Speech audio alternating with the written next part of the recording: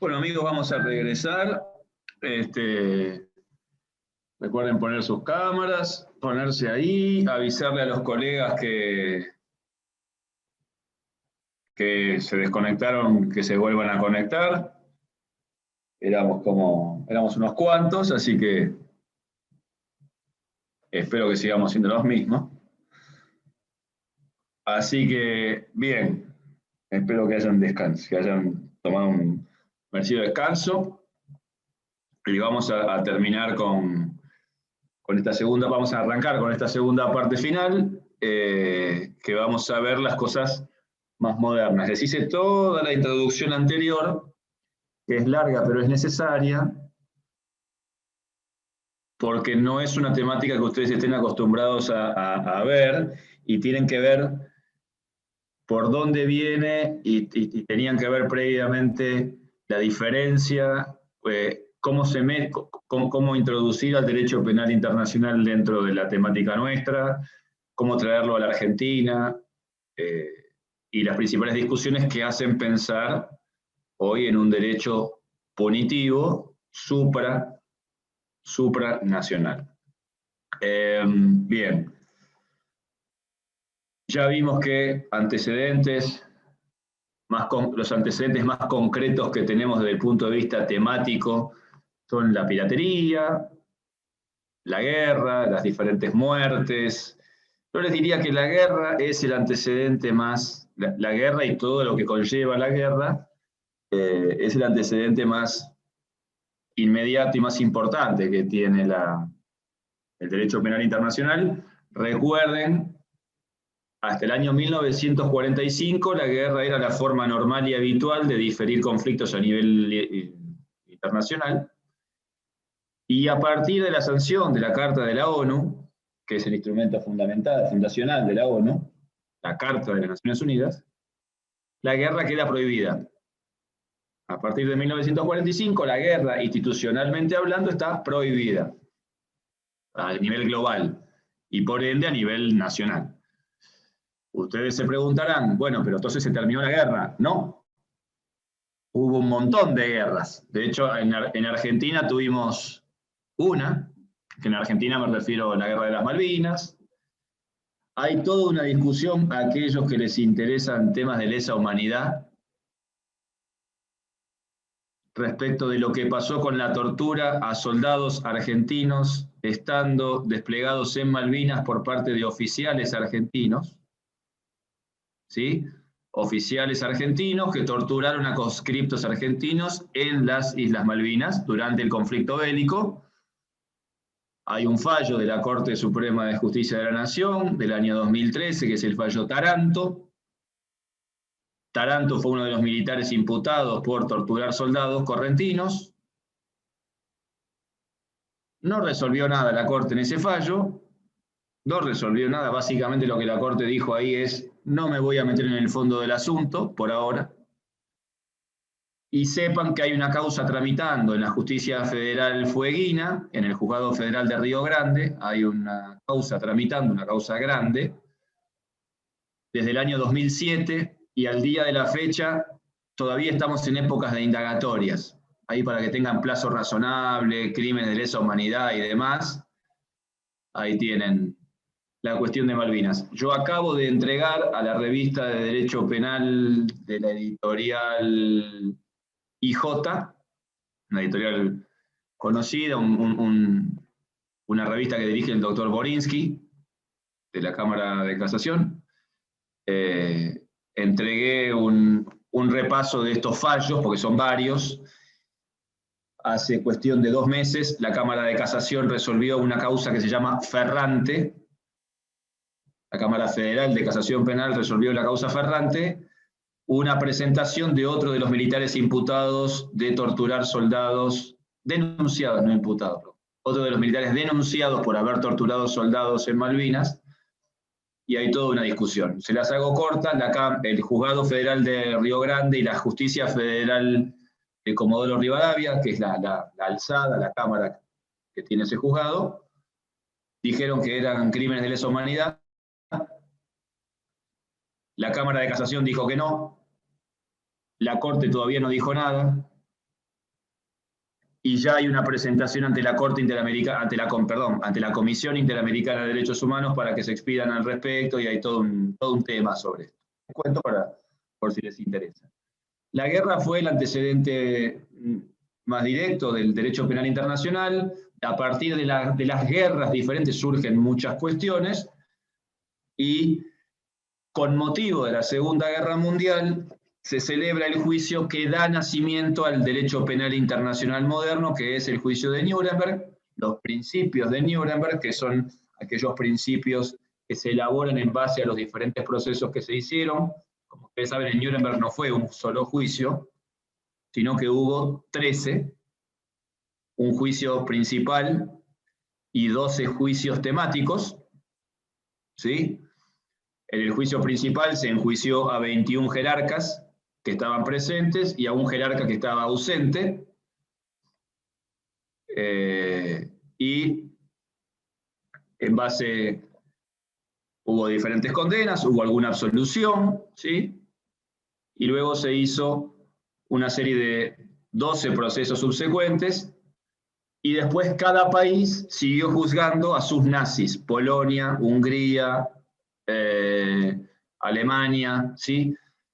La última condena derivada de la maquinaria nazi es del año pasado, ¿sí? Para que vean cuánto llevan los procesos. La última condena es del año pasado. Hay un documental que pueden encontrar en Netflix que se llama El contador de Auschwitz, el banquero de Auschwitz, el contador de Auschwitz, una cosa así, que cuenta un pibito, un conscripto soldadito que trabajaba en Auschwitz contando la plata que le sacaban a los judíos antes de mandarlos a los hornos. Cuenta su historia, cuenta cómo fue. Ese es el último condenado hace 2 o 3 años. A ese muchacho que tenía 17, 18 años en aquel momento, a causa de lo que dijo, lo terminaron enjuiciando por haber participado y haber reconocido que participó, y lo condenaron creo que a 5 o 6 años de prisión. Ya tiene como 90 años, bueno, se imaginan, ¿no? Pero lo que les quiero decir, todavía se están haciendo juicios. Ahí el plazo razonable, ustedes verán, ¿no? 60 años parece un plazo razonable, 70 años. Vamos para los 1945, 76 años, ¿no? Creo. Plazo razonable me parece que está más que extendido, pero bueno. A partir de esa guerra y su finalización, nace el derecho penal internacional moderno con Nuremberg, ¿sí? Se eligió Nuremberg porque ahí se hicieron las leyes de Nuremberg, que son esas famosas y nefastas leyes que separaban a los blancos arios de los blancos impuros, de los judíos y demás, ¿sí? Las leyes raciales que llevaron a esa famosa categorización de vidas que no merecen ser vividas, ¿sí? Que se la deben haber escuchado en algún momento a Daniel Rafecas, o se la van a escuchar, que también se la deben haber escuchado o leído a Francisco Muñoz Conde.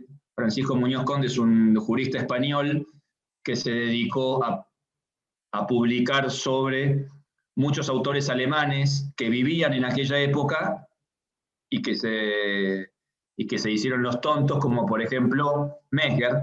Mesger es un autor alemán muy conocido, muy citado acá en la Argentina, que básicamente fue un criminólogo del nazismo.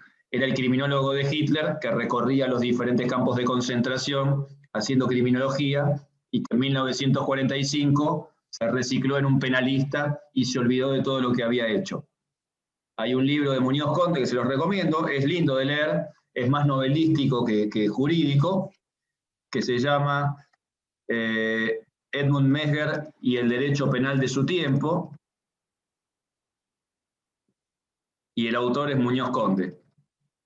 ¿Sí? Búsquenlo, lo van a encontrar, es un libro viejísimo, cortito, son 100 y pico de páginas, y ahí Paco, tuve la suerte de tenerlo de profesor a Muñoz Conde, Francisco Muñoz Conde les cuenta cómo se recicló este muchacho. Vieron que en la Argentina también tenemos varios reciclados que en algún momento hacían una cosa, ahora hacen otra, sobre todo políticamente hablando, pero jurídicamente hablando también tenemos mucho. Tenemos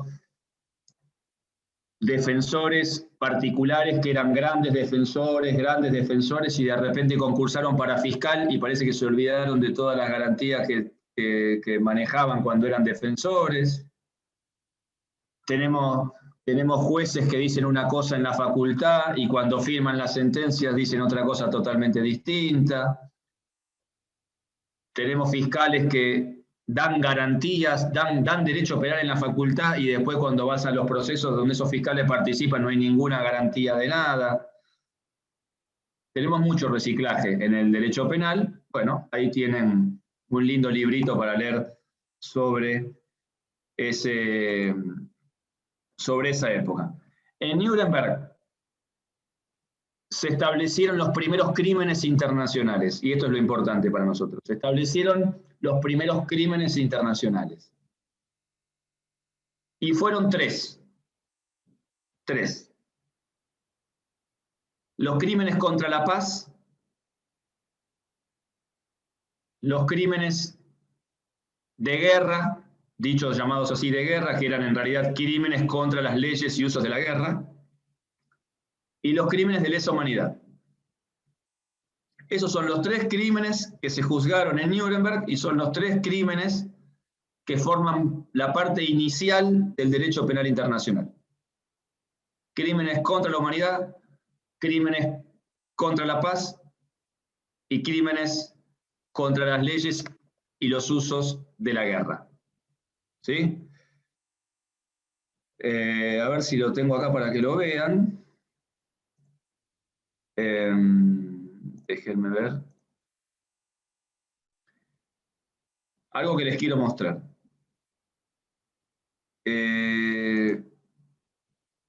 Sabrina, no sé si estás por ahí, no puedo compartirles pantalla a los chicos. Les quería mostrar la presentación y no puedo. Ya está, ya te habilité. Perfecto, muchísimas gracias. Ahí está. Les quería mostrar básicamente. En Nuremberg, como en todo proceso donde hay crímenes internacionales, hay que tomar varias decisiones. Cuando ocurre un crimen internacional, estamos hablando no un robo, no un lavado de dinero, no un homicidio, no muchos homicidios. Estamos hablando normalmente de políticas de Estado, de decisiones políticas que luego derivan en crímenes. Entonces,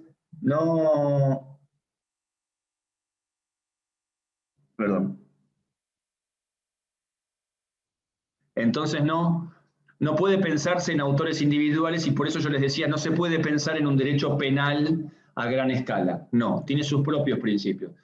Ustedes tienen que tomar varias decisiones. Primero, ¿qué pasó en Alemania? Hitler llega al poder con 14 millones de votos. De 30 millones de votos posibles, a Hitler lo votan 14 millones de personas. Un tipo que llegó con un enorme soporte electoral, una enorme credibilidad. La gente lo amaba, Alemania lo amaba a Hitler. Hasta los judíos lo votaron, porque ustedes me dirán, en la Alemania nazi de 1932-33, el 40% de la población alemana era judía. El 40% de la población alemana era judía. Alemania era uno de los principales países de población judía de Europa, si no el más.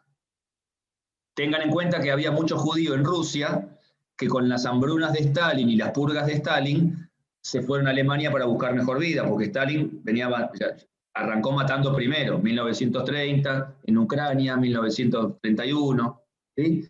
Se van a Alemania. En Polonia también sufre mucho Stalin y mucho judío polaco se va a vivir a Alemania. ¿Sí? Entonces, mucho judío lo votó a Hitler. Porque Hitler al principio no era tan terrible como la mayoría de la gente que votamos, parecen buenos hasta que agarran, digamos. Entonces, cuando él llega, luego Hitler empieza a participar a la población, aparato mediático de por medio, de todas sus decisiones. Hitler no tomaba decisiones a escondidas. Al contrario, las anunciaba con bombos y platillos en radios, en periódicos.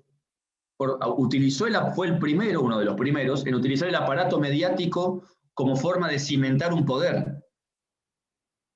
Algo que en Argentina después importó Perón, por ejemplo, algo que se usó mucho en muchos lados. En Estados Unidos, a lo loco, lo usó Roosevelt.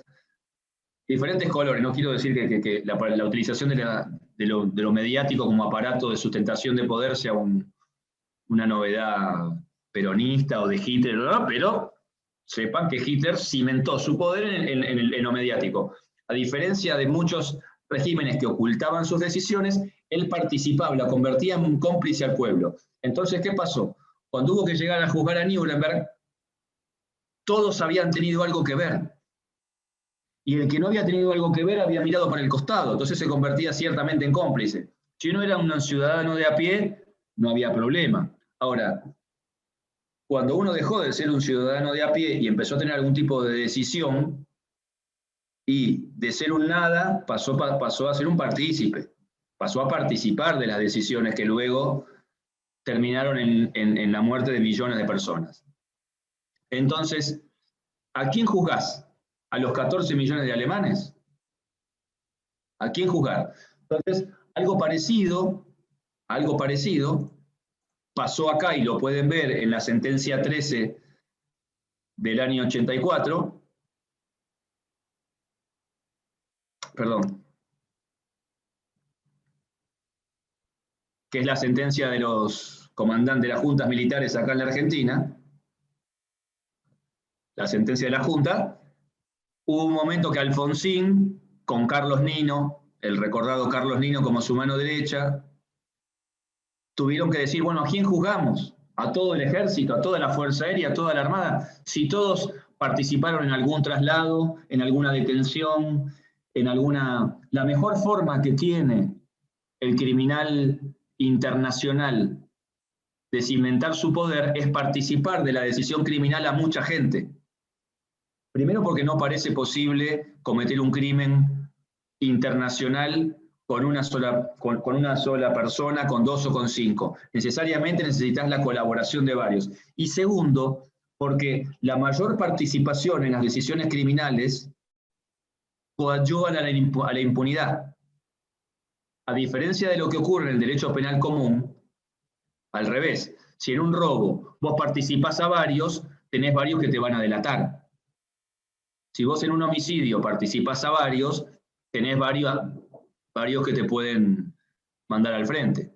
Ahora, si en un genocidio vos participás a todo el país, como pasó en Ruanda, es muy difícil que te encanen, porque tenés todos millones de personas que te cimentan. Acá lo que suele pasar son esos famosos pactos de silencio y olvido, como se llama en España. ¿Sí? Esos pactos de silencio de todo el estamento social que se siente culpable de haber participado en semejantes crímenes, o que no se siente culpable, pero que dice, no, bueno, fue una consecuencia necesaria de que la sociedad evolucione, como dijeron los chilenos, por ejemplo, en algún momento. El pinochetismo fue una consecuencia necesaria para que la sociedad se saque de encima a los zurdos, así se dijo en Chile, literalmente, y entonces, bueno, esta es la primera decisión. ¿A quién juzgar? En Alemania se juzgó a 22 primero, y después se juzgó otros tantos. Creo que no superaron los 1000 en total.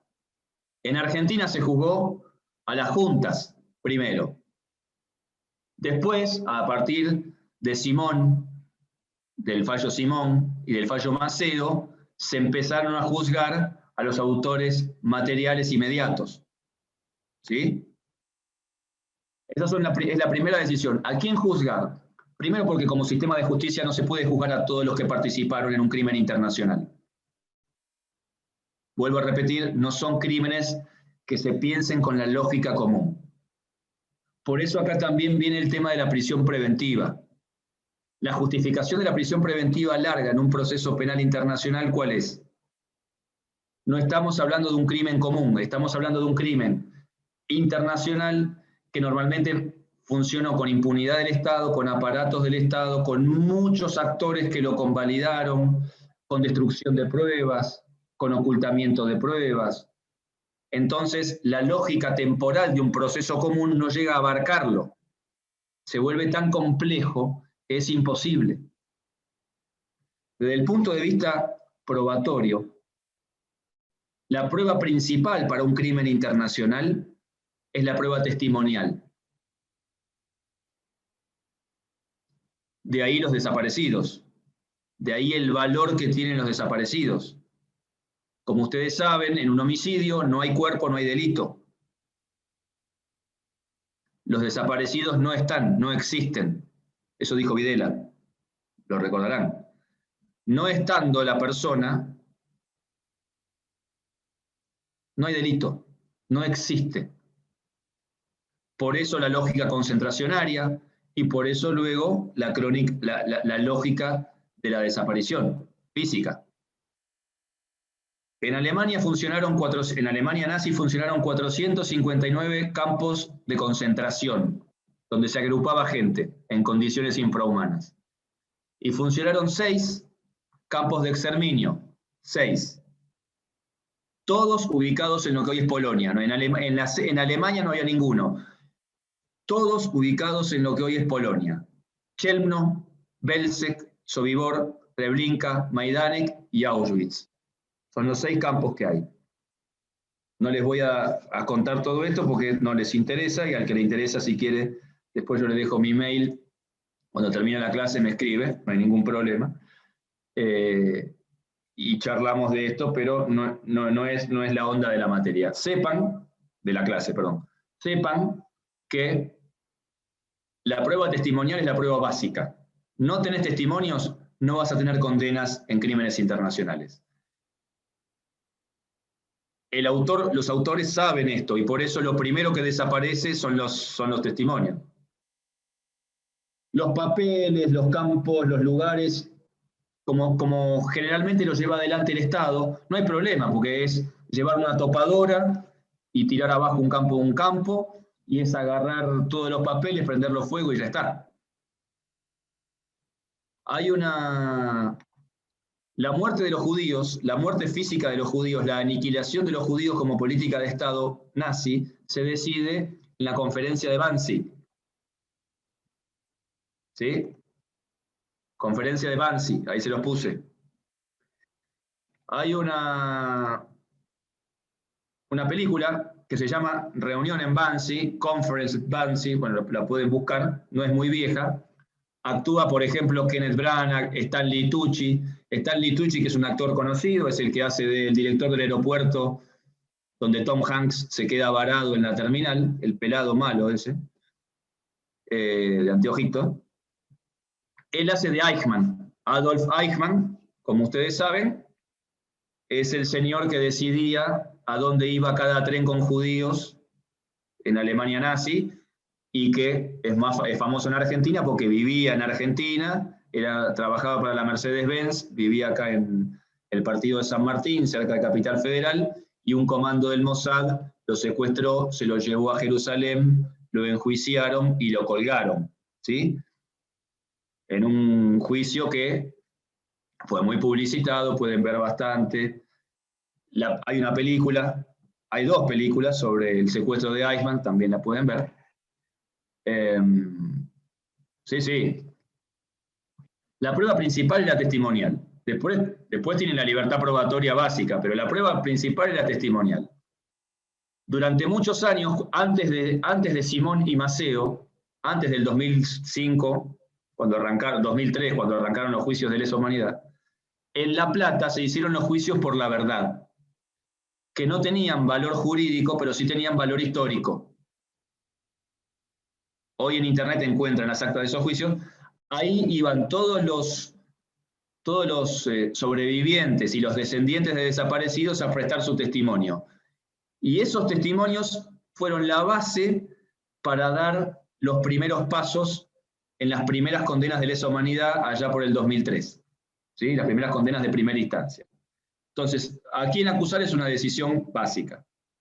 En Nuremberg hubo sistema acusatorio. Fiscal acusaba, jueces que decidían.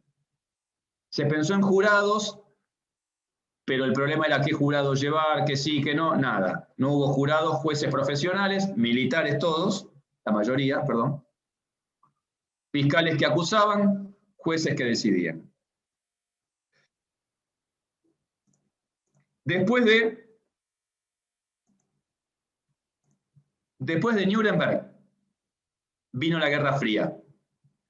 La Guerra Fría no es la batalla por la Antártida, como piensa alguno, sino que es un conflicto político desatado entre los rusos y los norteamericanos, el este y el oeste, que puso en statu quo a toda la comunidad internacional. Fue un paréntesis, y en ese paréntesis se mató, se violó, se genocidió, se hizo de todo en el mundo y no hubo ningún problema. Y estuvo todo bien.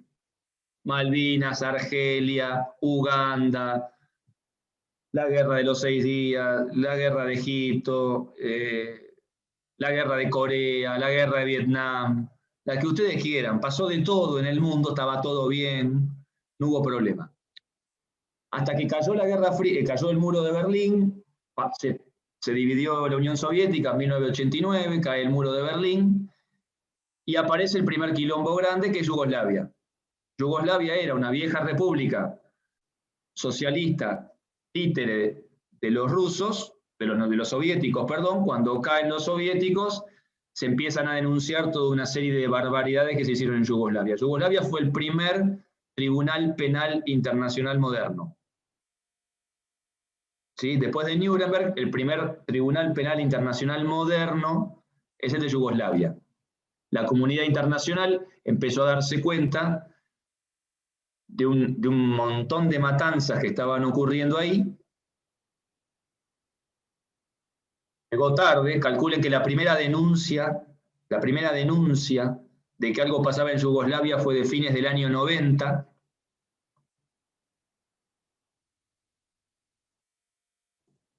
La primera denuncia es del año 90. El 25 de septiembre del 91, como lo ven acá, el Consejo de Seguridad, que es como el organismo ejecutivo de la ONU, da cuenta que había una guerra en Yugoslavia,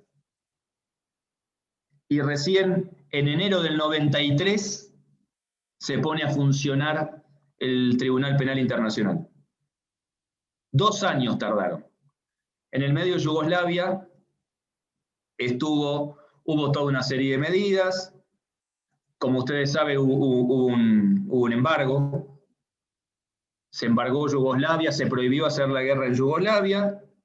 Hubo un solo país que le vendió armas a los milicianos yugoslavos que mataban gente, que fue Argentina, en una causa que, como ustedes saben, resultó imputado un expresidente nuestro, y como corresponde fue absuelto. Como corresponde, digo, para él, ¿no? Fue absuelto. Argentina, que ya luego de lo de Yugoslavia, 2 años después de lo de Yugoslavia, hizo lo mismo con los ecuatorianos. Como ustedes saben, Perú y Ecuador tenían un conflicto de larga data por el Pacífico. Argentina era su garante de paz. El garante de paz no era Estados Unidos, no era el Vaticano, era Argentina. Argentina era garante de paz, y Argentina le vendía mientras armas a los ecuatorianos contra los peruanos. Los peruanos, que fueron los únicos que nos ayudaron realmente en la guerra de Malvinas, prestándonos aviones, porque los aviones argentinos no podían volar, y los peruanos nos prestaron 8 aviones que luego terminaron volando en la guerra de Malvinas. Así de buenos somos nosotros. Pero bueno, Argentina vendiendo armas a Yugoslavia. Yugoslavia, primer conflicto. El conflicto yugoslavo fue étnico. Yugoslavia, gobernada durante un montón de años por el mariscal Tito, mano de hierro, era un demagogo, un tipo muy fuerte, una especie de Stalin. Cuando murió él, justo muere cuando se cae el muro de Berlín. Bueno, pasó todo junto, y ahí fue un viva la pepa. Yugoslavia tenés los serbios, que son blancos, los croatas, que son eslavos, rusos. Y en el medio tenés los bosnios, que eran musulmanes en el medio de Europa, de la época en la que como ustedes recuerdan, cuando los musulmanes llegaron hasta España, inclusive, en el medio dejaron varios países con población musulmana, Hungría, bueno, Yugoslavia fue uno, ¿sí? Aparte la cercanía con Turquía, es muy cerca de Turquía, hace que mucho musulmán viva ahí, quedaron en el medio, croatas, serbios y bosnios.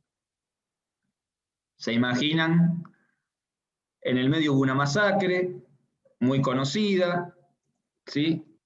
Les pongo acá el nombre. La masacre de Srebrenica. En una noche, los yugoslavos, las fuerzas serbias, mataron a 25.000 personas en una noche. Terrible. Acá se empiezan a juzgar los 4 crímenes internacionales que hoy rigen modernamente. ¿Yo se acuerdan que en Nuremberg les conté que había 3? Los crímenes de lesa humanidad, los crímenes contra la paz y los crímenes de guerra. Y usted me preguntará, ¿y el genocidio? El genocidio no formó parte de Nuremberg, porque si el genocidio hubiese formado parte de Nuremberg, Stalin, en vez de haber sido parte de la acusación, tenía que haber terminado preso. Porque para 1945-46, cuando se hizo el juicio de Nuremberg, ya Stalin había mandado a la muerte por hambre en Ucrania a casi 4 millones de personas. Entonces, querer enjuiciar a los nazis por haber matado 6 millones cuando yo maté 4 millones,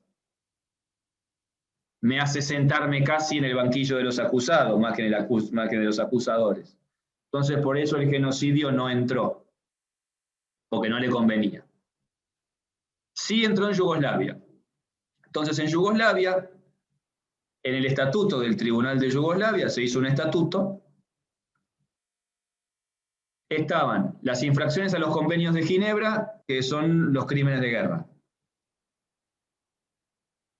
A. Las violaciones a las prácticas de la guerra. B, que no es lo mismo. Genocidio y crímenes de lesa. Falta un crimen acá que después ya les voy a contar.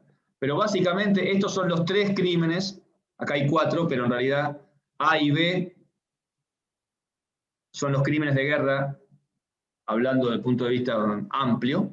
Crímenes de guerra, crímenes de lesa, genocidio. Son los 3 crímenes importantes. A partir de 1991, Estatuto de Roma, están positivizados en una norma escrita.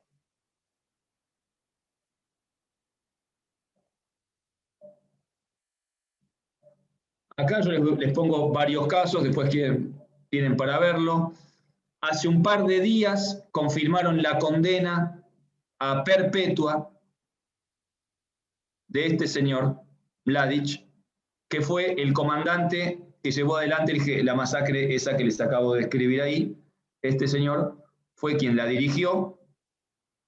Hace unos días, la Cámara de Apelaciones del mecanismo del Tribunal de Yugoslavia confirmó la condena contra este señor a prisión perpetua. Luego de Yugoslavia, en el año 1995, se pone en funcionamiento el Tribunal de Ruanda. Yo les dije que el genocidio en Yugoslavia, hubo crímenes de guerra, hubo crímenes de lesa y hubo genocidio étnico. Acá en Ruanda el genocidio es racial. Y usted me preguntará, ¿cómo racial? ¿No eran todos negros? Sí. Les recomiendo, ya que estamos con las películas, siempre es mejor una película que leer un libro, ¿no? Hotel Ruanda es nueva. Lo nuevo para los abogados vieron que son 5 o 6 años algo nuevo. es algo medianamente nuevo, muy linda película, se las recomiendo, muy linda. Muy linda película, digo, desde el punto de vista temático, o sea, es horrible porque no para de morir gente, se la pasan corriendo, se la pasan a los tiros, sangre, machetazos. Tiros no, perdón. Machetazos, de todo. Ruanda fue un conflicto racial. Ruanda era una colonia primero alemana, después fue una colonia francesa, donde algún iluminado convenció a la mitad de la... Digamos, en Ruanda hay básicamente dos grupos poblacionales. Son dos grupos distintos. Perdón. Los Tutsi y los Hutu. ¿Sí? Son las dos tribus. Hay más, pero son las dos principales. El 90% de la población se divide entre ellos dos. Los más numerosos son los Hutu. Los menos numerosos son los Tutsi. Cuando llegan los colonos, franceses y belgas, convencieron, esto es así, no es verso, convencieron a los Tutsis que ellos eran mejores, más altos, trajeron la teoría del hombroso, más lindo, más fachero, mejor dotado, porque en África importa, en todos lados importa, pero en África importa más todavía, mejor, más inteligente. Entonces les empiezan a asignar a los Tutsis, que eran pocos, puestos dirigenciales, alcaldes, concejales, tampoco nada de presidente, no.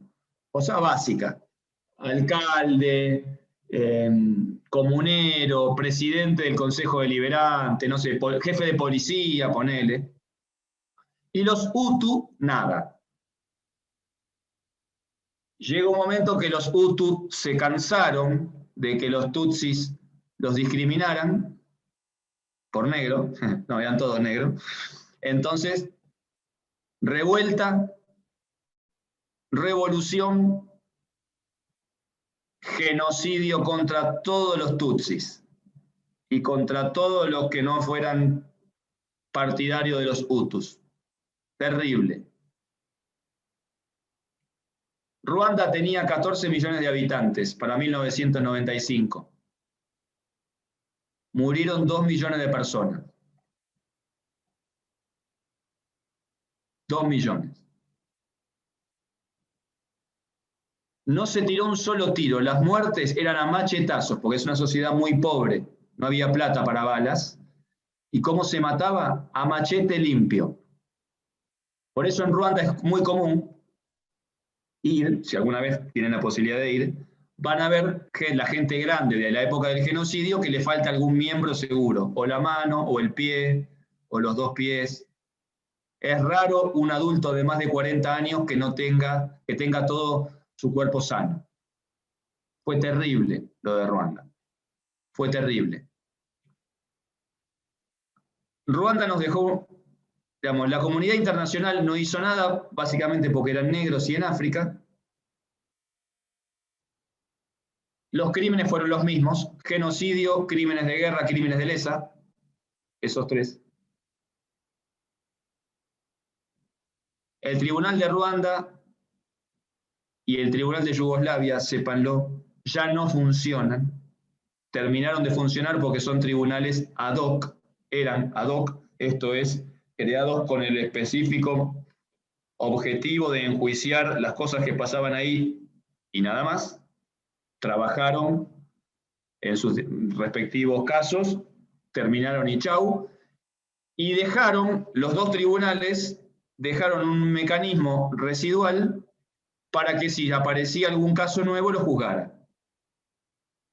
No apareció caso nuevo. Hay un par de prófugos que andan dando vueltas por el mundo que no los han enganchado todavía. Cuando los enganchen, seguramente van a ir a ese mecanismo residual. Es como un mecanismo de transición que quedó.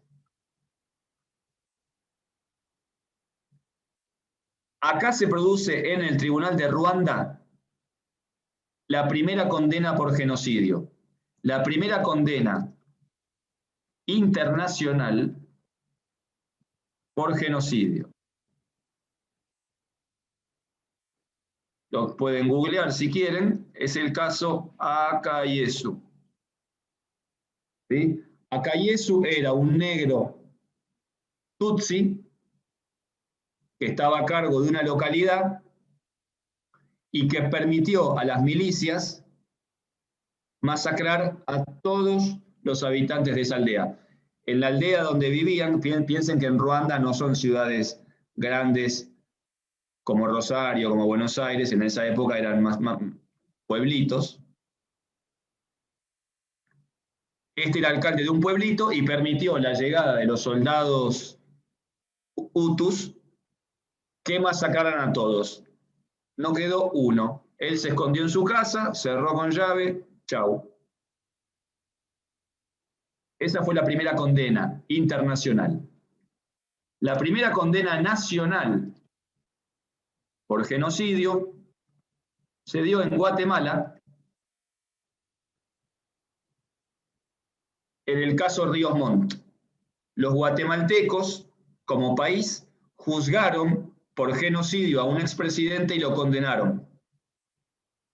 Después la defensa logró anular el caso porque demostraron que estaba mal de la cabeza, no podía hacer nada, lo terminaron anulando, lo terminaron sobreseyendo luego, pero la condena está, o sea, el genocidio fue probado, luego de lo que zafó Ríos Montt es de cumplir la condena.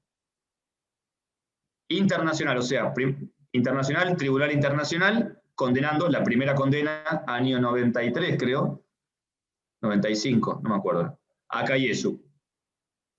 La primera condena nacional donde un país juzga para adentro un genocidio fue el caso Ríos Montt. ¿Sí? 2006, creo, 2007, no me acuerdo. Ambos casos los pueden buscar. ¿Qué hizo Ríos Montt? Perdón, 1998 la condena de Akayesu. 1998. Está en la presentación que les voy a dejar. No tienen que escribir. ¿Sí? Bien. ¿Cuál fue el móvil? La violencia sexual. Para cometer el genocidio ruandés, por lo menos en el caso Akayesu, la violación sexual. ¿Por qué? Porque los negros, los tutsis, se consideraban puros. La raza, como ustedes saben, de la época de Hitler y de la época del Lombroso, la raza se considera pura en tanto y en cuanto no tiene contaminación de otra raza. Con la violación sistemática de mujeres, vos introducís, valga la redundancia, germen extranjero en tu raza. La volvés impura. Y la mujer impura no sirve. Entonces los propios miembros de esa raza la mataban. El soldado solamente la violaba y a la mujer la mataba el marido, el hermano, el padre, porque se volvía impura. El bebé se degollaba vivo para que no llegara a adulto. Todo textual yo les cuento, no es que a mí me parece, pueden leer lo malo de las sentencias que yo les cuento es que son en inglés. No hay muy pocas sentencias de penal internacional en castellano. Esto es lo malo. Yo tengo varios comentarios a sentencias, pueden verlas. Anda por ahí, googlean, van a encontrar varias a sentencias de esta. También hubo una condena importante contra la radio y televisión de las Mil Colinas. Si ven Hotel Ruanda, si ven la película, van a ver el rol de los medios de comunicación. En Ruanda había analfabetismo y pobreza. La gente no leía diarios, la gente no miraba tele porque no había televisores. Entonces, ¿qué hacían? Escuchaban la radio. Y permanentemente escuchaban, hay que matarlos a todos, hay que matarlos a todos, no puede quedar nadie vivo, si los matan no van a tener pena. Tipo la purga, ¿vieron? Denle para adelante, que no hay problema, dale para adelante. Hubo un juicio contra el dueño y los principales periodistas de esa radio que hacía eso y fueron condenados por genocidio, por instigación al genocidio. ¿Sí? También tienen el caso, lo tienen en la presentación que yo les acompaño.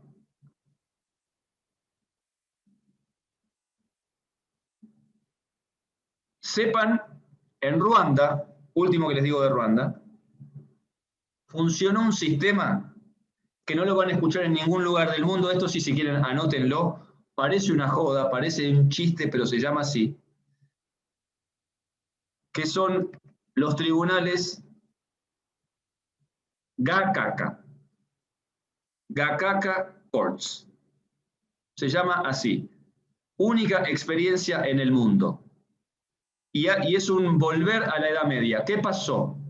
Como yo les conté en Ruanda, y como les conté cómo funciona la lógica de pensamiento de un crimen internacional, toda la población Hutu, no fueron 10 militares, 100 militares, se habilitó a todos los de una raza a matar a los de otra. Vaya y mate al vecino. Se puede quedar con la casa, con el auto y con la plata. Porque es Tutsi, es impuro. La ONU, cuando estableció el tribunal, solamente juzgó a los decisores. Pero hubo, no les miento, 6 millones de personas que mataron por mano propia. 6 millones. 6 millones de personas que participaron directamente en los homicidios contra vecinos, parientes. Miren la película que les digo porque les va a ilustrar lo que les estoy contando. Directamente. Y nadie les había ordenado nada. Agarraron el machete y salieron a matar. No es que coaccionado. No. Escuchaban la radio, listo, agarraron el machete y se fueron a lo del vecino, 4 o 5 puñaladas a los hijos, a la mujer, todo. No se salvaba a nadie. Había muchos que eran familiares entre sí. En Hotel Ruanda van a ver que el actor principal él es Hutu. El actor principal es Hutu y está casado con una Tutsi. Y un primo de él termina matando a un primo de ella. O sea, ¿entienden? O sea, encima tengan en cuenta que los pueblos africanos son tribales. La mayoría de ellos pertenecían a la misma tribu, o sea, se mataban adentro del clan. Era un horror. Las Gakaka Courts fueron tribunales populares con asistencia de la ONU que juzgaron en 2 años a 850.000 personas. Juzgaron a 850.000 personas. Díganme, el sistema de justicia de Santa Fe, de la provincia, ¿cuántos siglos necesita para juzgar a 850.000 personas? ¿Cuántos casos tramita Santa Fe por año? 40.000. La provincia, ¿eh? 60.000, 100.000 casos. Tramita. De ahí, como ustedes saben, el 30%, el 40% se archiva. Otro 30% probation, probation o mediación o alguna salida alternativa. Y un 30% va a juicio. Después, absolución o condena. Como ustedes saben, de lo que va a juicio, el 80% sale absuelto. La gente piensa que son todos condenados y es al revés. De lo que va a juicio, la mayor parte de las cosas que van a juicio salen absoluciones. Por más duro que sea el sistema de justicia. Lo que le digo es estadístico, no es que me parece a mí o me contaron. El CEJA, el Centro de Justicia de las Américas, tiene estadísticas muy buenas del enjuiciamiento penal en América Latina. Búsquenla. Al CEJA me imagino que lo conocen, al Centro de Justicia de las Américas, CEJA. ¿Sí? Pueden buscar en su página estadísticas sobre enjuiciamientos penales en América Latina, y de Argentina tienen un capítulo especial y hay todo un dossier muy lindo. El sistema Gakaka en Ruanda es el sistema más exitoso de juzgamiento de crímenes que se conozca en el mundo moderno. No lo van a leer en ningún libro de texto, no lo van a leer en Zaffaroni, no en ningún lado. Así que si les interesa, hay 4 o 5 papers en inglés, en castellano no hay ninguno. Yo les digo dónde lo ubican para que no lean basura, para que no lean cualquier cosa. Como sistema de justicia restaurativa o justicia transaccional o justicia comunitaria, no hay en el mundo penal otro sistema igual.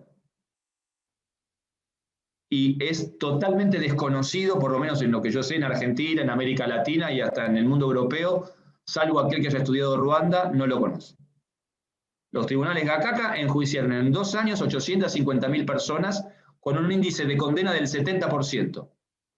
Porque la pregunta, bueno, ¿y qué pasó con esos 850.000? El 70% fue condenado. El 70% fue condenado. Después de Ruanda funcionaron una serie de tribunales, el tribunal de Sierra Leona. En Sierra Leona hubo un genocidio muy importante. Hay otra película sobre lo que pasó en Sierra Leona, Diamante de Sangre, con Leonardo DiCaprio, seguramente la vieron o la escucharon nombrar.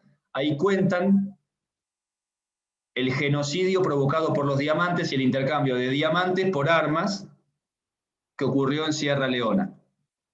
Vean la película con el amigo DiCaprio, que yo pensé que era un actor horrible, pero con los años me terminó convenciendo que era un muy buen actor. Y encima apoya muchísimas causas nobles que merecen el mayor de mis respetos, como el tema ambiental sobre todo, así que vaya un saludo a DiCaprio que está mirando la clase seguramente. Les recomiendo la película para graficar. Yo siempre prefiero que ustedes miren películas a que lean libros. Estamos hablando ya con gente con nuestro bagaje de conocimiento que no necesita, que ya ha leído bastante, quiero decir, no es que sean brutos. Para derecho penal internacional, uno ve, así como cuando uno dice juicio por jurados y lee 12 hombres en pugna, ¿viste? O mirá 12 hombres en pugna, o mirá el alegato de Filadelfia, el alegato de Denzel Washington en Filadelfia, de apertura, o mirá Mi primo Vini, clásico que ponen en todos los ejercicios con Danny DeVito y Joe Pesci. Bueno, por ejemplo, Buenos Muchachos, tienen esas. En penal internacional, mucha película, porque son hechos muy visuales, muy sangrientos, que nosotros estamos tan lejos en el tiempo y en el espacio que no nos damos cuenta de lo que pasó. Y en Argentina, lamentablemente, pensamos que pasa muy lejos y acá pasó. Y ya vamos a ver que acá ya hubo genocidios y todo, pero si podemos avanzar. Bien. Hubo otro caso de genocidio, se los cuento así por arriba, que fue en Camboya, 1979, con un señor Pol Pot. Pol Pot, Camboya, 1979, fue un gobernante un resultado de la guerra de Vietnam, que llegó a gobernar Camboya, un país pegadito a Vietnam. Allá, si alguno fue a Tailandia, fue a Vietnam, esos viajes que en algún momento eran baratos, ahora son imposibles. Vietnam, Laos, Camboya, vieron que en algún momento se hacía, yo lo hice, fui con un amigo. No era mucho más barato que ir a Europa, por ejemplo, y era más cercano porque volabas de acá hasta Malasia, era más fácil llegar y todo. Camboya gobernó este señor, 3 años estuvo. 3 años, mató 3 millones de personas.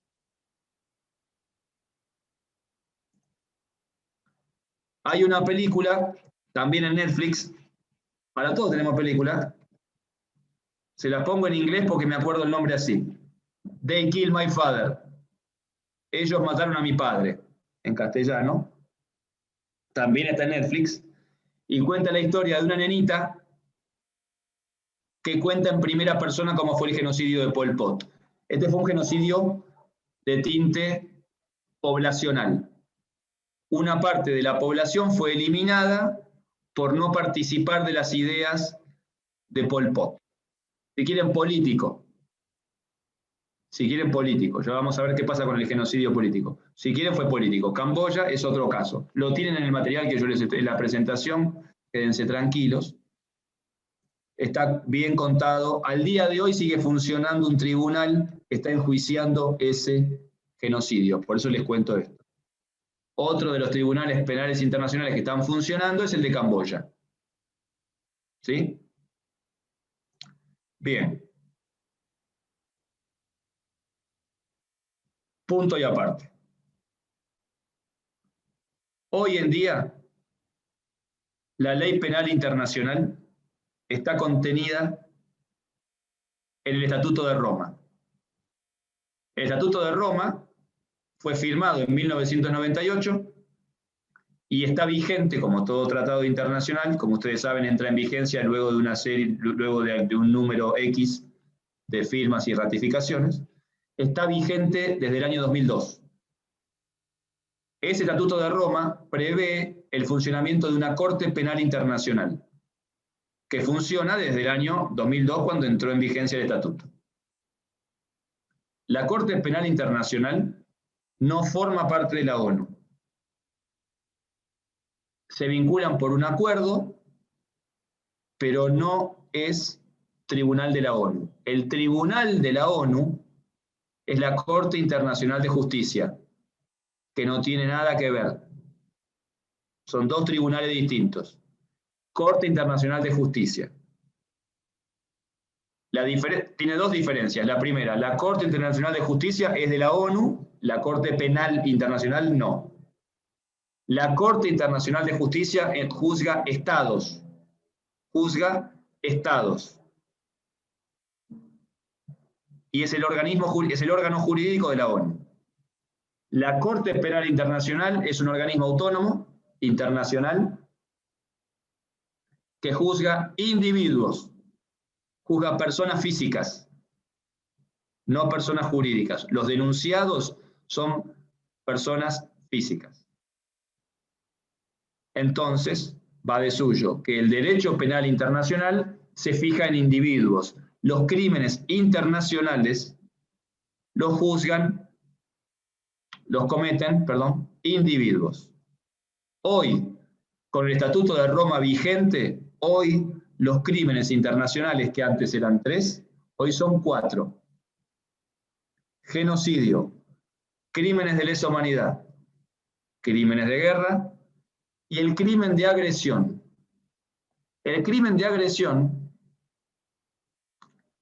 es el viejo crimen contra la paz que tenían ya metido en el Estatuto de Nuremberg, 1945, y básicamente es actos agresivos de funcionarios de un Estado contra funcionarios de otro Estado. ¿Sí?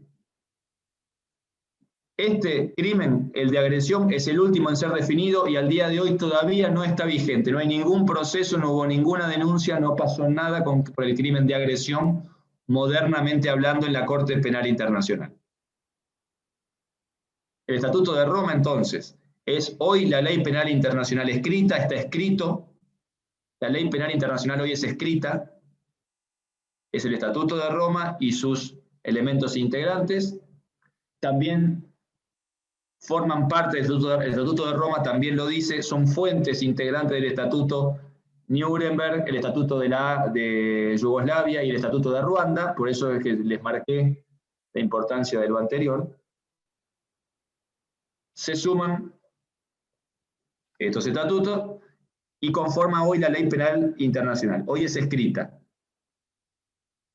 La Corte Penal Internacional, entonces, es el organismo que aplica la ley penal internacional. Tiene sede en La Haya, en Holanda. Se compone de 18 jueces. 18 jueces. Tiene un presidente. Hoy es un polaco. Tiene una sala de apelaciones y tiene jueces de primera instancia que investigan y tiene jueces de primera instancia que juzgan. El juzgamiento se hace en tribunales colegiados de 3 jueces, como si fuese un tribunal oral, y la investigación la hace un juez. El procedimiento es acusatorio. Hay una fiscalía que hasta la semana que viene está a cargo de una mujer. La semana que viene justo se cambia la fiscal internacional.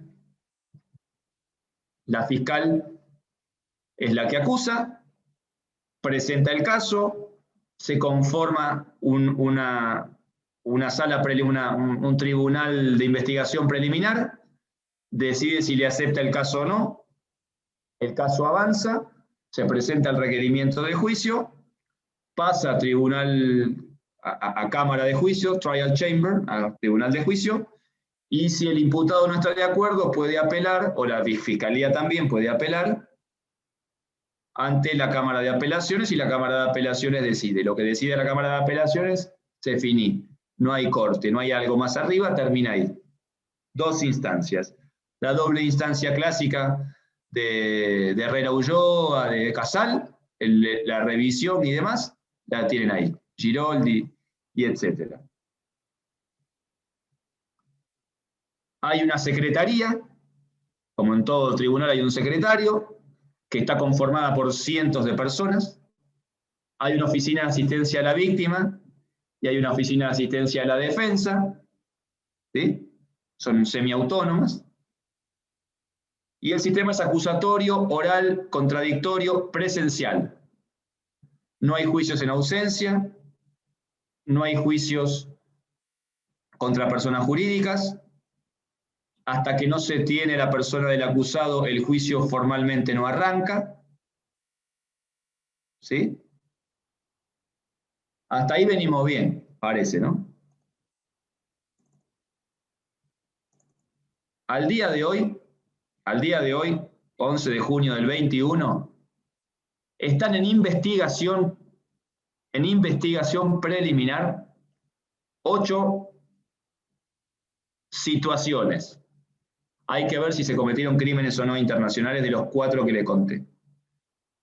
Está en investigación Bolivia, está en investigación Colombia, con la FARC, Bolivia con lo que sucedió cuando Evo Morales se fue, Filipinas con Rodrigo Duterte y las barbaridades que está haciendo el actual presidente filipino, Guinea, Nigeria con Boko Haram y las vírgenes que secuestran y demás, Ucrania con lo que hizo Rusia con los ucranianos, Venezuela a pedido de Bachelet cuando era comisionada de Derechos Humanos, hizo una denuncia para que se investiguen crímenes de guerra, crímenes de lesa humanidad cometidos durante la dictadura, que según ella es la dictadura de Maduro.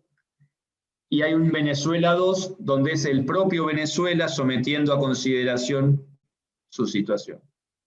Eso está en investigación preliminar, todavía no son casos, la Fiscalía está viendo qué hace, si acusa o no acusa, no tiene un plazo perentorio para hacerlo la Fiscalía. Hoy en día están judicializados, o sea, ya formalmente iniciadas, investigaciones por crímenes internacionales cometidos en Uganda, República del Congo, Darfur, República Centroafricana, Kenia, Libia, Costa de Marfil, Malí, Georgia, que es una ex república rusa y en el Mar Báltico, Palestina, con lo que sucede con Israel y la Franja de Gaza, Bangladesh y Myanmar, se está llevando adelante un genocidio ahí actualmente, Afganistán y los Estados Unidos, y Burundi. Como verán, salvo el tema palestino y el tema de Afganistán, los países centrales no se los toca. Principal crítica. Hay 19 casos en trámite, en las 2 instancias. En primera instancia, en investigación, en juicio y en cámara. En total hay 19 casos que se están investigando. ¿Sí? Hoy, como les dije, la presidencia está a cargo de un polaco hasta el año 2024. ¿Cómo es el procedimiento? Todo se los dejo, no los voy a atormentar a todos. La Fiscalía está a cargo de esta mujer, como les conté, hasta la semana que viene, hasta el 15, ¿sí? Hasta el 15 del 21 está ella. Hay oficinas externas. Sentenciados 6 casos en 19 años. En los 19 años que hace que funcione la Corte, sentenciaron 6 casos. Críticas que se le hacen. Es lenta a la Corte Penal Internacional. Es lenta. Está muy distante. Es muy caro. Los jueces no son tan imparciales porque la política los nombra, la política internacional. Los casos se seleccionan como quieren. Y el Consejo de Seguridad puede vetar a la Corte. Quiero decir, antes que el caso llegue a la Corte, el Consejo de Seguridad puede decidir que el caso no avance. Tengan en cuenta que en el Consejo de Seguridad están los norteamericanos, los ingleses, los japoneses, los chinos, los franceses. ¿Qué les quiero decir? Los países que más posibilidades tienen de cometer este tipo de crímenes, o de tolerarlos, o de bancarlos, forman parte del Consejo de Seguridad. Hasta que la Corte Penal Internacional no se saque de encima el Consejo de Seguridad, no va a poder ser un tribunal imparcial como todos queremos. Difícil administrar justicia contra el presidente o el gobernador cuando el presidente o el gobernador te dicen a quién acusar y a quién no. Y en este tipo de crímenes no importa, o sea, sí importa que se estén cometiendo crímenes en Kenia, en Libia, en Madagascar. Pero en definitiva, esos países cometen crímenes internacionales porque fueron abandonados como colonias por todas las grandes potencias, porque fueron armados por todas las grandes potencias. Vos vas a esos países y ninguno tiene una fábrica de armas, ninguno tiene la posibilidad de producir armamento nuclear, ninguno tiene la capacidad de entrenar soldados. ¿Quién los entrena? ¿Quién les da las armas? ¿Quién les da las balas? El mismo tipo que después los condena. No parecería muy lindo. Respecto de cómo se tramita el caso, sí. No sé quién me habló. ¿Puedo hacer? Acá, Ernesto, buen día. Dígame. Sí, teniendo en cuenta esta impronta política que estás planteando, y es una duda que tengo desde el módulo anterior, es cómo evalúa la Corte o cómo se evalúa esta idea de que la Corte actúa en tanto y en cuanto no haya actuado el derecho penal común de la nación. O sea, teniendo en cuenta esta impronta política, no sé qué fundamento teórico podría tener decir que el Estado no actuó o que no corresponde que actúe el Estado y sí corresponde que actúe la Corte. ¿Cuáles son los criterios para esa evaluación? Cuando usted me dice la Corte, ¿se refiere a la Corte local o a la Corte Penal Internacional? No, la Corte Penal Internacional.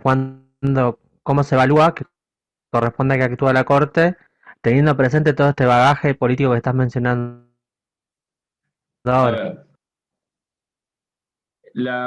como yo les dije al principio, cuando les presenté la materia, la jurisdicción de la Corte Penal Internacional es mundial.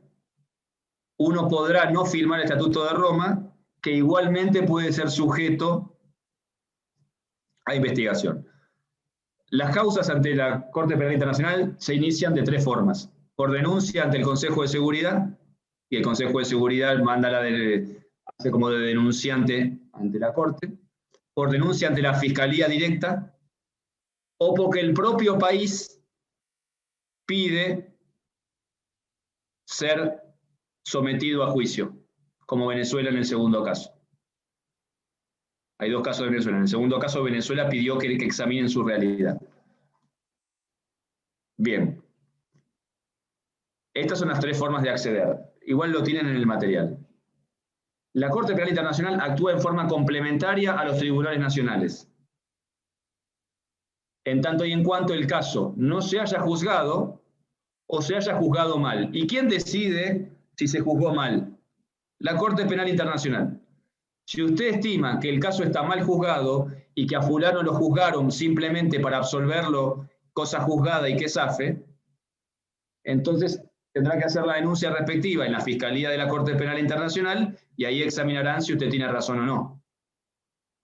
¿Cuál es el criterio? El criterio lo tiene la Fiscalía de la Corte Penal Internacional y la propia Corte Penal Internacional examinará cómo fue el derrotero judicial y determinará si asistió o no razón. ¿Hubo casos? Sí, hubo varios casos de absoluciones en Chile, donde la Corte investigó qué pasó en Chile y no hubo pronunciamiento, o sea, se entendió que estuvo bien,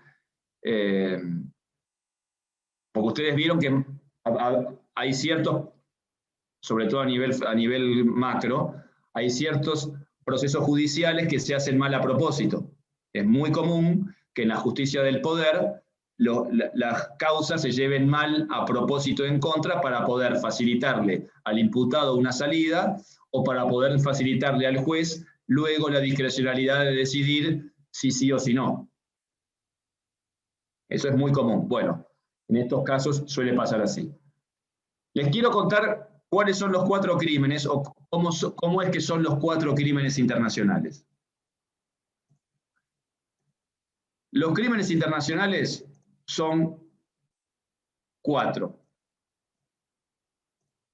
Los crímenes internacionales son 4. Crimen de lesa humanidad es todo aquel crimen que se comete como parte de un ataque generalizado o sistemático contra población civil y que entra dentro de los medios comisivos que tiene el Estatuto de Roma. Ahora les voy a decir algo al respecto. Genocidio, volvemos. Ataque generalizado sistemático contra población civil que entra dentro de los determinados medios comisivos que tiene el Estatuto de Roma. Asesinato, exterminio, desaparición forzada de personas, traslado forzoso de población, sometimiento a condiciones de vida que necesariamente acarreen la muerte, lesiones graves o gravísimas. Hay toda una serie de apartheid, hay toda una serie de persecución política, hay toda una serie de medios comisivos.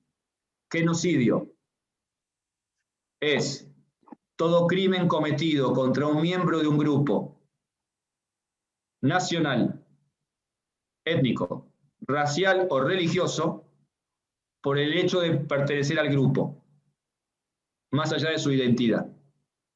Más allá de que sea Pedro, Juan o Emilio, estoy matando a un judío de mierda, estoy matando a un negro de mierda, estoy matando a un hutu de mierda, estoy matando a un argentino de mierda. ¿Sí?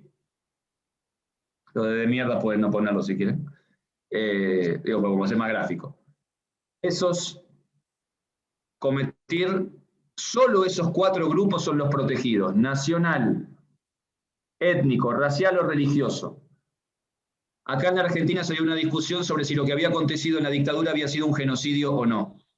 Daniel Rafecas dice que no, porque acá hubo una persecución política, desaparición de personas por pensar distinto. Crimen de lesa humanidad. Persecución política como móvil, exterminio, desaparición de personas, ¿sí? Crimen de lesa humanidad. Pero genocidio no, porque no era por ser argentinos, porque los argentinos en sí no fueron perseguidos por ser argentinos, porque también se persiguió uruguayos, españoles, ¿sí? Plan Cóndor, acá en Argentina, digo. No era por ser judíos, se persiguió a varios judíos, pero era porque eran zurdos o etcétera. No era por ser racial y no era por ser étnico. Así que no forma parte del concepto técnico de genocidio. En la sentencia del Tribunal Oral Federal 1 de La Plata, en la causa Checolatz, Carlos Rosansky, presidente del tribunal y el que hace la sentencia, dice que para él es genocidio, y ahí tienen la otra tesis. La tesis Rafecas, de por qué en Argentina no hubo un genocidio, lo tienen en la causa, pueden ver así, procesamiento, al que le interese se lo paso por mail, causa ABO. No, genocidio. Eso es genocidio no. Y si quieren pueden ver por el genocidio sí, sentencia, Tribunal Oral de lo Criminal Federal 1 de La Plata, en Checolatz. Esa es la postura que dice por qué sí genocidio. Para mí no hubo un genocidio.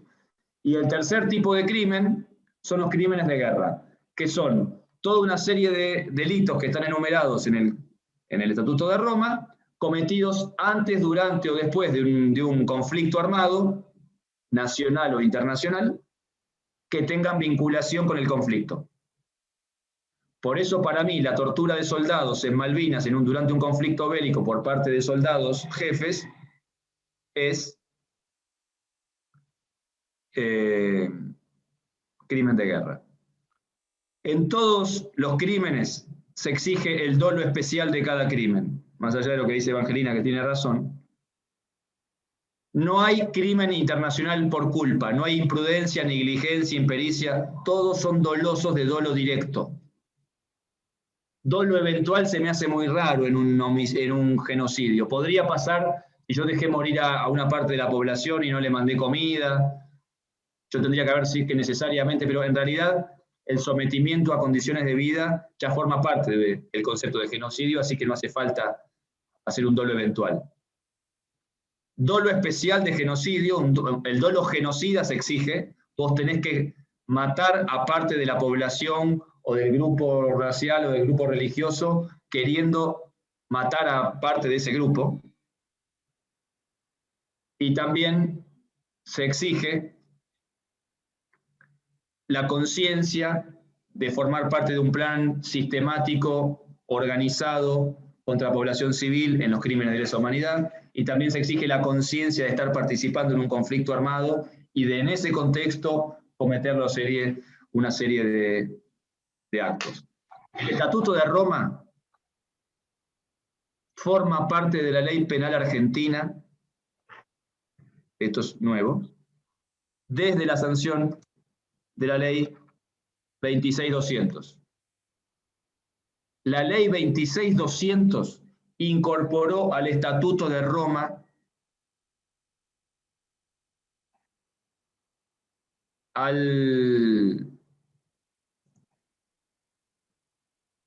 al derecho positivo argentino. ¿Qué quiere decir? ¿Que Argentina firmó? Sí. No solo eso. Quiere decir que es ley penal argentina. ¿Sí? Es ley penal argentina.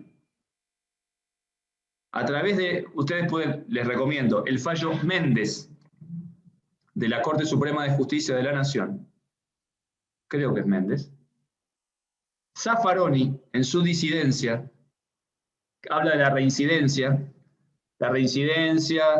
la reclusión perpetua, tiempo indeterminado, toda esa discusión. En el fallo Méndez, Zaffaroni hace una construcción muy buena que dice, como la ley 26.200 incorporó el Estatuto de Roma, y el Estatuto de Roma tiene dentro de las penas divisibles una pena máxima de 30 años, el Estatuto de Roma, la pena más alta, divisiblemente hablando, es de 30 años. Después tiene prisión perpetua. Tiene la prisión perpetua. Pero también tiene las penas numéricas, que van de 0 a 30 años. Zaffaroni dice, si la ley 26.200 se incorporó al ordenamiento jurídico argentino y tiene como tope 30 años para un genocida, por más juego que se haga con los concursos y demás, 30 años, lo dice el Estatuto de Roma, ninguna pena podrá exceder los 30 años, no le puedo meter 45, 50 años a nadie. Vieron que el artículo, creo que es el 50, no me acuerdo, el 55, no me acuerdo, del Código Penal argentino, dice que la pena no podrá exceder de 50 años. Hoy. Bueno, para Zaffaroni, en ese voto, no podrá exceder de 30, más para acá. Si a un genocida le aplico como máximo 30, a cualquier criminal de menos de eso no le puedo aplicar más de 30. Porque ustedes vieron que los fiscales hoy en día cuando acusan dicen, bueno, el señor la amenazó 140 veces. Perfecto. Aplicamos determinación judicial de la pena, sistema de la suma aritmética, que es el que trae el Código Penal porque nadie lo reformó. A 2 años por amenaza, concurso real, 280 años. Y el fiscal medio que mira para el costado y dice, che, pará. A Barreda le dieron 40 años y a este que amenazó le vamos a dar 280. Está bien que a Barreda le hicieron un descuento por haber matado a la suegra, digamos, pero a los demás, digo, ¿no? Mira para los costados, porque vieron que la determinación judicial de la pena es lo menos estudiado del derecho penal argentino, es lo que más importa, y no sé si ustedes en algún momento tuvieron la oportunidad de hacer una composición aritmética de la sentencia cuando tienen que unificar. Nadie, ni los jueces, ni los fiscales, ni los defensores saben bien cómo es el tema de la pena para unificarla. Los juzgados se vuelven locos, los jueces se vuelven locos, los fiscales no saben por cuánto acusar por miedo a meter la pata. Y los defensores no saben cuando apelan, no saben bien qué decir. Bueno, es mucho, es poco, pero la determinación judicial de la pena, les recomiendo el libro de Patricia Ziffer y les recomiendo el libro de Magariño, son los únicos dos que conozco, por eso se los recomiendo, y que leí. Y no hay mucho más escrito. Son libros viejos, viejísimos, que tienen 20 años, pero la verdad no se ha escrito nada mejor. Y es de lo poco que se ha determinado.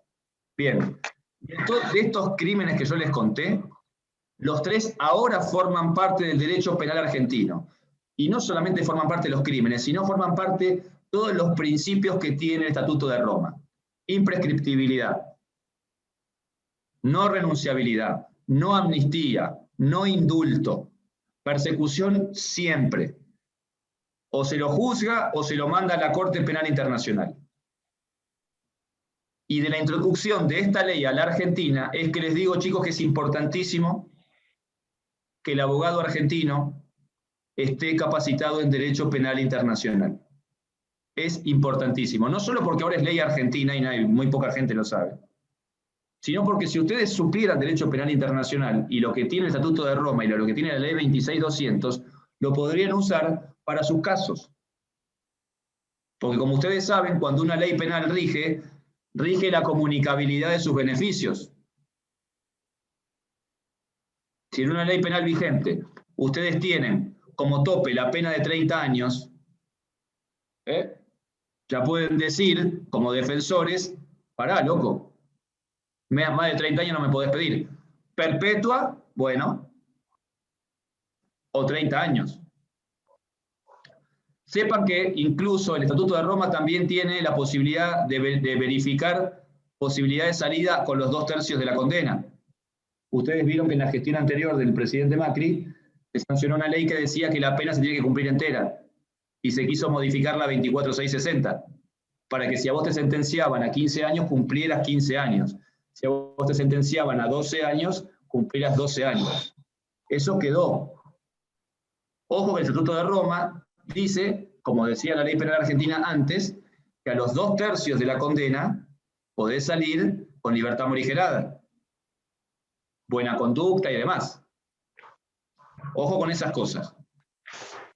Es importante que se capaciten en Derecho Penal Internacional. En Argentina hoy se están juzgando genocidios y crímenes de lesa humanidad. Lo que pasó con los pueblos originarios y los pueblos indígenas en el norte argentino, Formosa. Les pongo dos sobre las que yo escribí.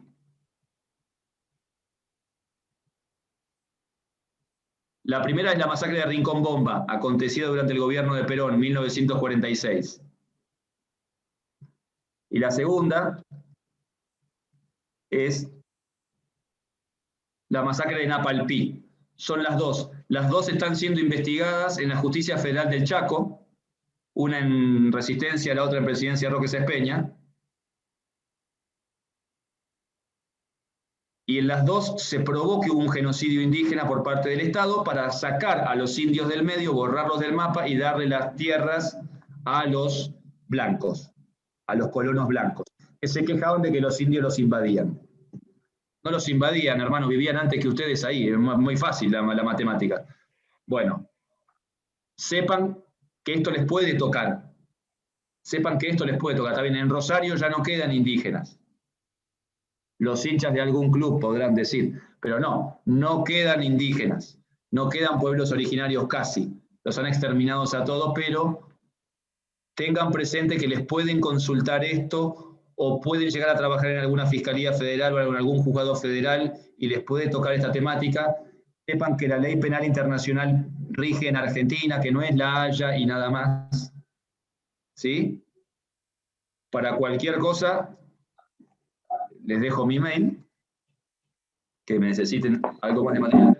La clase nos quedó corta, obviamente, porque tengan presente que Derecho Penal Internacional es una materia, es una temática que a nivel europeo se enseña en 2 años. La diplomatura es 2 años. Nosotros metimos una temática de 2 años en 3 horas, de las cuales toda una hora entera tiene que ir necesariamente a la parte introductoria para que la cabeza de ustedes no reciba información de golpe, porque si no después no, es muy difícil entender. Pero bien, les cierro con esto. Recuerden, derecho penal internacional no es derecho penal común, no es derecho penal transnacional. Solo hay 4 crímenes: genocidio, crímenes de lesa humanidad, crímenes de guerra y crimen de agresión. Son 4 autónomos, no tienen, son primos, pero el genocidio no es un crimen de lesa humanidad. No es un crimen de lesa humanidad, son cosas distintas. Y tienen cada uno su lógica de pensamiento, su lógica de tipicidad y su lógica probatoria. La prueba testimonial es la que siempre está subyacente a todo. Consultas que me quieren hacer, me mandan un correo de las películas, de los textos, de los fallos, si no encuentran, si necesitan, si quieren investigar, si quieren escribir, me escriben. Seguramente nos vamos a volver a cruzar en alguna otra temática. Y si no, de mi parte ha sido un gusto, espero que les haya resultado de interés la clase, que les haya gustado. Disculpa si dije alguna mala palabra, si me escapó alguna opinión por ahí, pero bueno, somos colegas, así que espero que les haya gustado. Por mi parte, nada más. Bueno, muchísimas gracias, doctor. Le habla Avi porque Sabrina se tuvo que retirar. Le agradecemos de parte de la organización haber contado con la clase. Y a los alumnos nos volvemos a ver a las 4 de la tarde, entrando al mismo el link. Muchísimas gracias, doctor. Gracias, un saludo para todos. Chau, chau.